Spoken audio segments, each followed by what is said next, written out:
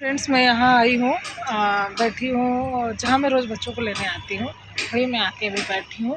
और आने का मन नहीं कर रहा था, बड़ी नींद सी आ रही थी। मेरा मन किया मैं इनको फ़ोन करके बोल दूँ कि तुम ही आज बच्चों को लेके आ जाओ। फिर ये दिमाग में आया कि मतलब मेरा तो रोज़ का यही काम है, और इनको मतलब बच्चे जब आते हैं उसके 2 घंटे बाद ये लगभग आते हैं। मैंने कहा अब ऐसा थोड़ी हो सकता है कि रोज़ ये अब बच्चों को लेके आएंगे। भी आती हूँ इतनी दूर पैदल चल के आती हूँ, फिर थक जाती हूँ, कोई बैठने का जगह नहीं रहता है, फिर मैं यहीं बैठ जाती हूँ।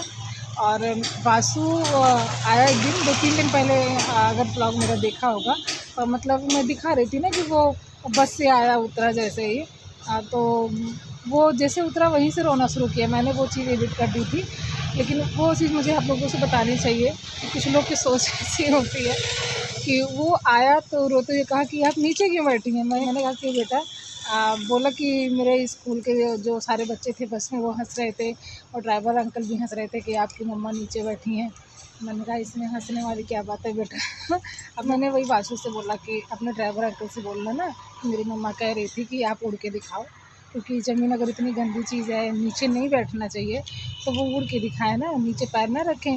और आपके जो क्लास के बच्चे वो भी क्या उड़ते ही हैं, नीचे नहीं चलते हैं। तो फिर मैंने उसको रास्ते भर समझाया, बेटा ऐसा कुछ नहीं है, हम लोग ज़मीन पे चलते हैं, ज़मीन पे हम लोग का घर होता है, प्लांट लगता है, सब्ज़ी लगती है, खेती होती है। मतलब हाँ, ज़मीन कहीं गंदी होती है तो वहाँ नहीं बैठना चाहिए, जहाँ साफ़ हो वहाँ तो बैठना ही चाहिए, क्या बुराई। मैं तो घर पे भी ये होते हैं, मैं तो घर पे भी मतलब ये टेबल सोचते हैं, टेबल पे मतलब खाना लगाऊँ, मैं चेयर लेके बैठूँ, तो सोफ़ा भी आ गया है, तो इनका मन करता है कि मतलब टेबल पे खाना हो, हम लोग सोफ़े पे बैठ के खाएँ। तो पर मेरा नहीं मन करता है, मतलब मुझे कंफर्टेबल नहीं फ़ील होता है, मुझे नीचे बैठ के ना मज़ा आता है। अभी तो थोड़ा कीड़ा-मकोड़ा ज़्यादा आने लगा था, क्योंकि इतना आस-पास घर नहीं है, मतलब जंगल-वंगल झाड़ी ज़्यादा है। नहीं तो ना मुझे नीचे बिस्तर लगा के सोने में बड़ा मज़ा आता है। अभी भी मैं गर्मी में करती हूँ, पर सर्दी में नहीं कर सकती हूँ। जितने सारे लोग जा रहे हैं ना, सब मुझे पलट के देख रहे हैं, लड़की कर क्या रही है। अच्छा लग रहा है। वहाँ जेसीबी चल रही है, मैं दिखाऊँ? किधर किधर किधर दिखाऊँ?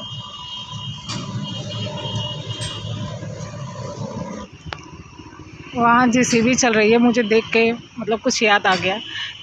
लगभग 2010 वर्ष में दूर से देखे थे, पर इतना पास से नहीं देखे थे। 2010 में मेरी बहन की शादी थी, तो बस ऐसे घर के आजू बाजू में बड़ा सारा जंगल था, बांस वाँस था, वही साफ़ करने के लिए पापा जेसीबी बुलाए थे। मैं खाना बना रही थी, मुझे जेसीबी देख के ना मतलब बस यही हुआ कि मैं खाना छोड़ के जाऊँ और उसको देख के आऊँ। जब तक मतलब घंटे भर जेसीबी चला, वो मुझे अभी भी याद है। मैं सारा काम धंधा घर का छोड़ के मैं जेसीबी देख रही थी, और मैं ही नहीं, मेरे गांव के सारे जो बुजुर्ग थे, बच्चे थे, सबको बड़ा मतलब तभी रोड रोड के काम में कहीं इधर उधर जंगल वंगल में ही दूर से ही दिखता था, ये आवाज़ आती थी, पर इतने पास से देखा नहीं था कि वो कैसे मिट्टी को निकालता है। फिर मतलब वो ना पूरा बांस का जड़ होता है, सब कुछ उखाड़ रहा था, बड़ा झाड़ी हो गया था, तो पूरा जड़ उखाड़ता था, फिर ले जाके फेंकता था, फिर मिट्टी बराबर लेवलर किया, तो वो बड़ा मज़ा आता था देख के। अभी भी अच्छा लगता है इसका काम देख के, जैसे लगता है इसके हाथ पैर हैं और सारे चल रहे हैं।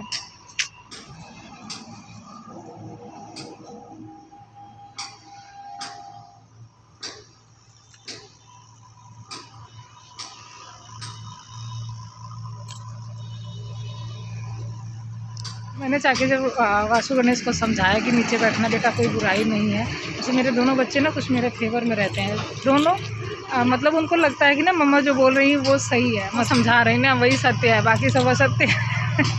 पर अच्छा लगता है, अच्छा मुझे लगा कि बच्चों को समझ में आया रखना। मुझे बड़ा अजीब सा लगा, बड़ा बुरा सा लगा, क्योंकि मैं शायद मैं करती हूँ ऐसा, और जो मुझे टोके वो अच्छा नहीं लगा, और शायद ये गलत है। मेरे समझ से दोनों बात सही है। तो टाइम अभी शाम के 3:40 हो रहा है, और आज मैं तुलसी जी की विदाई के बारे में भी सोच रही हूँ, क्योंकि कल चंद्र ग्रहण लग जाएगा, सूतक लग जाएगा, सूतक में विदाई नहीं हो सकता। मैं अभी कल के प्लानिंग में थी, फिर मेरा प्लानिंग चेंज हो गया कि मैं आज ही विदाई कर लेती हूँ, तो दिखेगा नहीं। किचन में मैंने आटा गूँथ के रख दिया, तैयारी कर ली है, लेकिन मैं यहाँ कपड़े रखने आई ना, तो मुझे काफ़ी दिन से ये चीज़ बड़ा गंदा लग रहा था, और बच्चों ने इतना फैला दिया था, ये सारा सामान देख रहे हैं, ये सब नीचे वाले रैक में था यहाँ पे, तो अभी बस मेरा मन कर रहा है कि अब मैं ये काम ख़त्म कर लूँ, उसके बाद ही मैं जाऊँगी, क्योंकि इसको जब देखती हूँ ना जैसे सर चकरा जाता है, बड़ा गुस्सा लग जाता है बच्चों के ऊपर। इस वजह से सोच रही हूँ आज मैं इसको सही कर दूँ, बाकी 2-4 दिन तो बाद फिर गंदा ही होना है। यहाँ से हटो, कोई यहाँ आना मत। आऊंगा। हट जाना, पिटोगी। पीटूंगा नहीं। मैं मना कर रही ना, दो मुझे दे दो। तो आप लोगों को लग रहा होगा कि मैं यहाँ से भगा दी हूँ, बच्चे भाग गए होंगे, पर ऐसा नहीं है। मैं आज आप लोग को दिखाती हूँ जब मैं काम करती हूँ तो बच्चे मुझे किस तरह से परेशान करते हैं, और जो मैं कचरा समझ के निकालती हूँ उसमें से भी ये लोग निकाल के अपने काम का सामान रख लेते हैं, और किस तरह से परेशान करते हैं। सब कुछ नेचुरल है। इसमें भरा गया था और ये एक और डिब्बा है, मतलब 3-4 डिब्बे में सारा चीज़ है, लेकिन मैं सोच रही हूँ अब मैं सारा एक जगह सही कर दूँ। आप कैसे मेरा पास जा रही हो? हर चीज जा रहे हो कि नहीं? एक्स्ट्रा सूट में मम्मा पप्पी अब कितने दिन बाद लेके आएगा बच्चा? मुझे वो बच्चा बहुत प्यारा लगता है। उसका बच्चा भले ही है, उसको रोटी दो तुम लोग डर जाती है। मैं इन लोगों को कितनी भी धमकी दे रही हूँ, कितना भी डांट रही हूँ, पर ये लोग मेरे सर पे ही सवार हैं। देखिए बेड पे बैठे हैं, कोई कुछ बोल रहा है, कोई कुछ बोल रहा है, मतलब सच में मेरा सर खा रहे हैं ये लोग। पर जाएंगे नहीं, मुझे निचोड़ के ही मानेंगे ये लोग, बहुत तंग करते। बड़ी कीमती चीज है, तो कभी नहीं छोड़ना पड़ता। यहाँ पे था ना, मौका मिल गया क्या? हाँ मिल गया।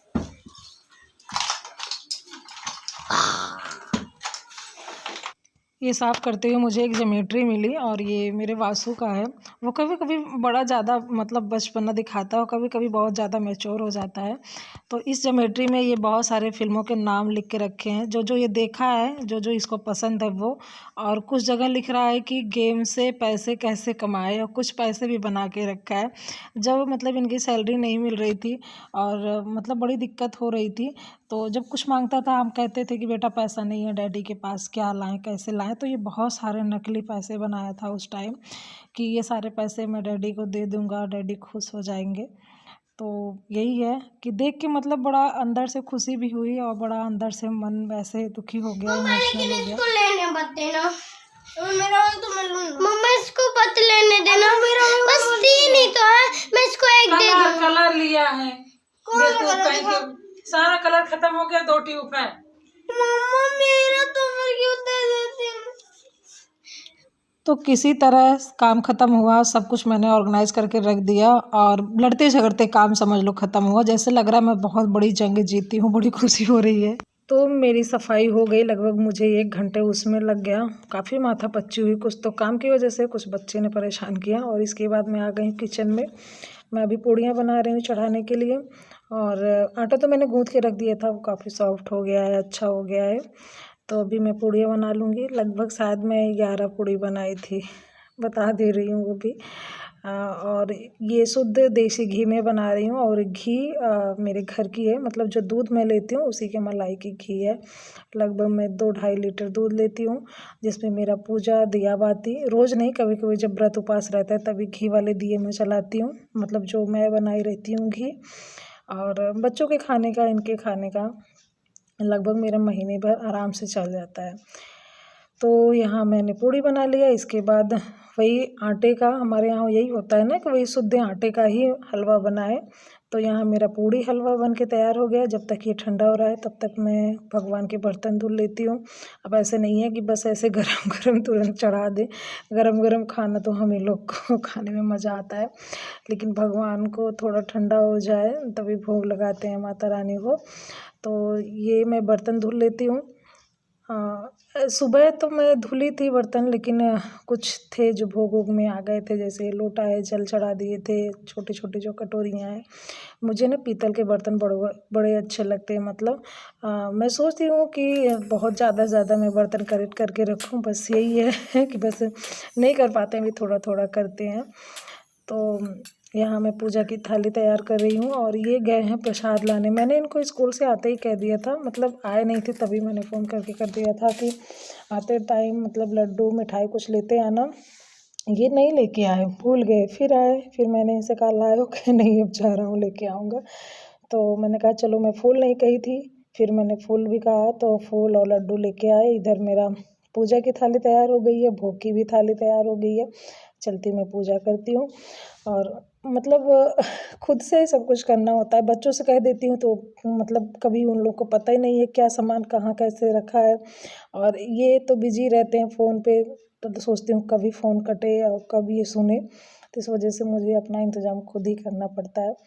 तो भी मैं आ गई हूँ घर के बाहर, मैं यहाँ पूजा कर रही हूँ। यही मैंने 1 महीने कार्तिक मास में दिया जलाया था। मैं गमले में तुलसा जी को रखी थी कार्तिक मास के पहले ही। मैंने अच्छा किया कि मैं स्टार्टिंग यहीं से कर दी, अगर मैं गमले से करती तो शायद मैं बहुत ज़्यादा परेशान होती, क्योंकि मैं गमले में जो लगाई थी ना उसकी एक एक पत्तियाँ मेरे घर के जो चूहे थे वो सारे खाए जा रहे थे, उसकी बिल्कुल ग्रोथ ही नहीं होने दी, अंतिम में सूख गई तुलसा जी। तो मुझे संदेह था, इस वजह से मैं पहले ही यहीं करने लगी और मुझे बड़ा अच्छा लग रहा है। यहाँ इतना बड़ा सा तुलसा जी का प्लांट हो गया है, तो आप लोग देख ही रहे हैं मैं पूजा कर रही हूँ।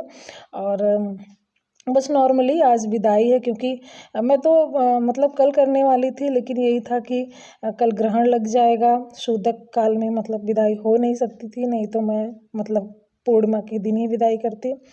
तो बस नॉर्मली ऐसे ही है कि शादी के दिन तो थोड़ा मतलब श्रृंगार उंगार का सामान चढ़ाना होता है, तो इस दिन सिर्फ विदाई का ही प्रोग्राम रहता है। तो हलवा पूड़ी चढ़ाएं, भोग लगाएं और बस वही दिया बाती नॉर्मली पूजा ही रहता है मेरी समझ से। और अभी मैं जहाँ पूजा कर रही थी ना, ये मेरे पास में वासु भी बैठ गया और ये इतनी फालतू वूट पटांग बातें कर रहा था। कितना भी मना कर रहे हैं बेटा चुप हो जाओ, बाद में पूछ लेना, नहीं अभी बता दो मम्मा कि जो लोग बेहोश हो जाते हैं, जैसे पहले कहता था कि मतलब जो लोग मर जाते हैं, फिर मैंने कहा ऐसे मरने का नाम मत लिया करो, अच्छा नहीं लगता। अब वो कहता है कि मम्मा जो लोग बेहोश हो जाते हैं जब वो भगवान के यहाँ चले जाते हैं तब वो आते क्यों नहीं है। तो मैं उनको समझाई थी कि सीढ़ी ही नहीं मिलती है, क्योंकि आसमान बहुत ऊंचा है तो उतनी लंबी सीढ़ी नहीं होती है। तो वो कहता है कि अच्छा जिस दिन सीढ़ी मिल जाएगी उस दिन वो लोग नीचे आ जाएंगे, तो क्या नानी भी आ जाएंगी जिस दिन उनको सीढ़ी मिल जाएगी, फिर क्या बाबा भी आ जाएंगे। मतलब मैं उनको कह रही थी बेटा जाने दो, बाद में बताएंगे, नहीं पहले थोड़ा सा बता दो। तो मतलब पूजा कर रही हूँ, थोड़ा गुस्सा भी लग रहा है, लेकिन वो मान ही नहीं रहा है। और मैं इनको कह भी रही हूँ कि अंदर जाओ बेटा, बाद में आना, बाद में बताऊंगी, नहीं थोड़ा सा बता दो। तो मतलब परेशान कर रहे थे, ऐसे ही करते ये दोनों कि मतलब जितना मैं सोचती हूँ शांति से खाना खाऊं, शांति से पूजा करूँ, ये लोग आ जाते हैं। और जैसे मेरा पूजा खत्म हुआ, आप लोगों ने नोटिस किया, वो चला भी गया, जैसे भगवान खुद इसको बैठाए रहते हैं मुझे परेशान करने के लिए। अभी हंस रहे हो, लेकिन उस टाइम मुझे गुस्सा लग रही थी, तो मैं आप लोगों से कुछ शायद ज़्यादा ही बक बक बक बक कर रही हूँ, तो सॉरी। तो देखिए मैंने भोग लगा दिया है, पूजा कर लिया है, तो कैसा लग रहा है आप लोग मुझे ज़रूर कमेंट करके बताइएगा। और क्या क्या मैंने मिस्टेक किया है और मुझसे कोई भी गलती हो प्लीज़ वो भी शेयर करिएगा ताकि मैं सुधार सकूँ। तो कैसा लगा मेरा ब्लॉग मुझे पक्का कमेंट करके बताइएगा। वीडियो किसी भी रीज़न से अच्छा लगा हो तो चैनल को लाइक सब्सक्राइब करके रखिएगा और बेल आइकन प्रेस करके रखिएगा ताकि मेरे आने वाली वीडियो की नोटिफिकेशन आप लोग को तुरंत मिले। तो चलिए फ्रेंड्स, मिलते हैं नए ब्लॉग में, तब तक के लिए बाय बाय फ्रेंड्स।